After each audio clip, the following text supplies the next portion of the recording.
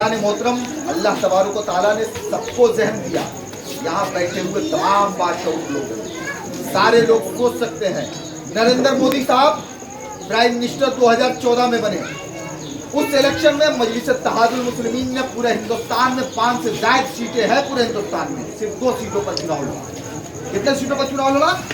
सिर्फ 2 सीटों पर। जवाब दे कांग्रेस पार्टी के लोग, समाजवादी के लोग कि ये नरेंद्र मोदी साहब सत्ता में कैसे आए? उठता है कि नहीं सवाल था?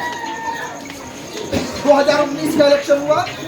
2019 के इलेक्शन में MIM ने सिर्फ 3 सीटें लड़ा पूरे हिंदुस्तान में। एक हैदराबाद, एक औरंगाबाद और एक सीट बिहार की किशनगंज। बिहार की किशनगंज की सीट चंद हजार वोटों से आप हार गए। 2 सीटें आप जीत गए औरंगाबाद की। औरंगाबाद में 36 साल के शिवसेना के रिकॉर्डेड कैंडिडेट को MIM ने हराया। 36 साल से लगातार था, कांग्रेस वहां नहीं टिक पाती। और एक हैदराबाद, 2 सीटें हम वहां कामयाब हुए। दूसरी बार नरेंद्र मोदी साहब कैसे प्राइम मिनिस्टर बन गए? सवाल उठता है कि नहीं साहब?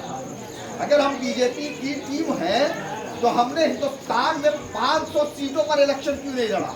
हमने 3 सीटों पर क्यों लड़ा? 300 सीटों पर भी तो लड़ सकते थे, फायदा पहुंचा सकते थे।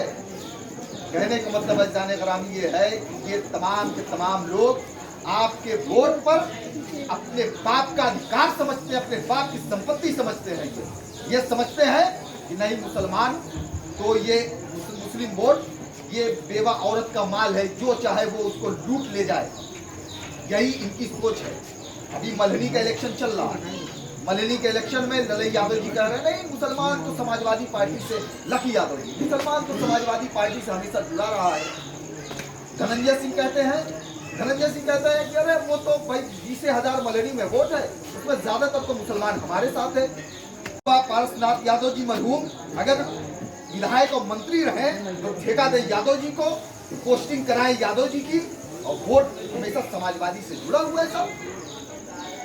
यकीनन ये बात तल्ख है, मगर ये तल्ख बात सुनने की आदत समाजवादी और कांग्रेस के लोगों को डालना पड़ेगा, क्योंकि उन लोगों ने नाइंसाफियां की है। आज हमको यहाँ खड़े होकर के आप लोगों के दरम्यान में तकरीर करने का कोई मौका नहीं होता। अगर समाजवादी पार्टी और कांग्रेस के लोगों ने अगर इंसाफ किया होता, हमने उनको अपना रहबर समझा, अपना सियासी रहबर समझा, हमने मुल्ला मुलायम सिंह का लक़ब दिया, हमने उनके लिए चंदे भी लिए, हमने उनके लिए लाठियां भी खाई, हमने उनके लिए वोट किया, हम उनके लिए जेलों को गए।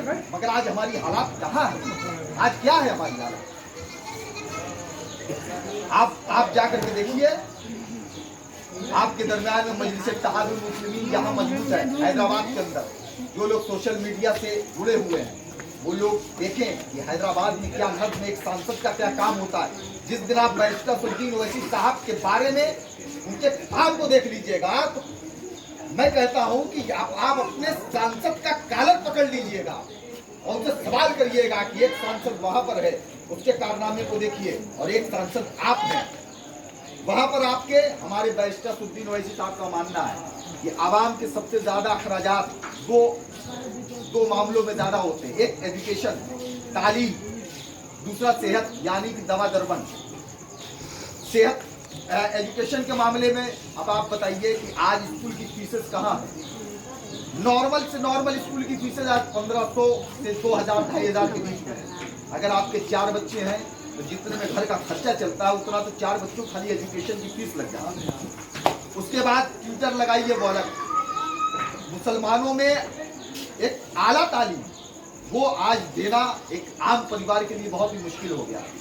मगर एजुकेशन के लाइन में वहां पर ओवैसी एक्सीलेंट स्कूल जिसमें 15,000 गरीब बच्चे जो मुफ्त में तालीम हासिल करते हैं, जो यतीम हैं, उनका कोई पैसा नहीं लगता। यहाँ का सबसे अच्छा स्कूल सेंट पैट्रिक है।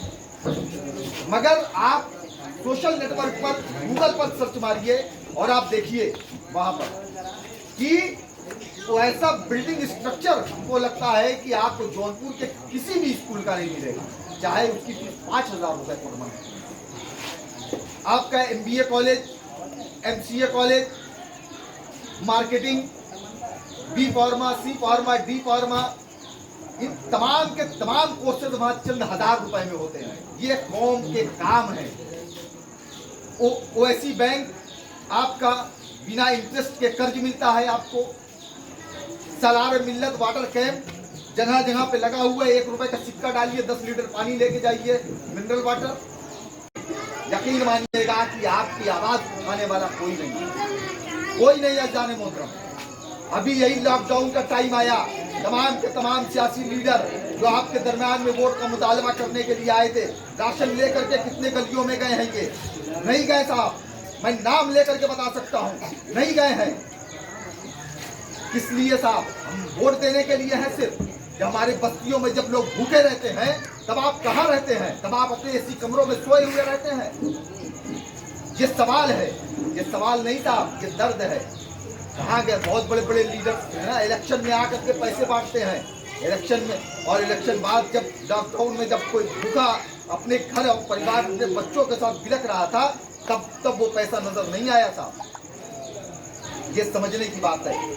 अगर पॉलिटिकल पार्टी के नाम पर अगर किसी ने राशन तकसीम किया तो वाहिद और वाहिद MIM ने तकसीम किया।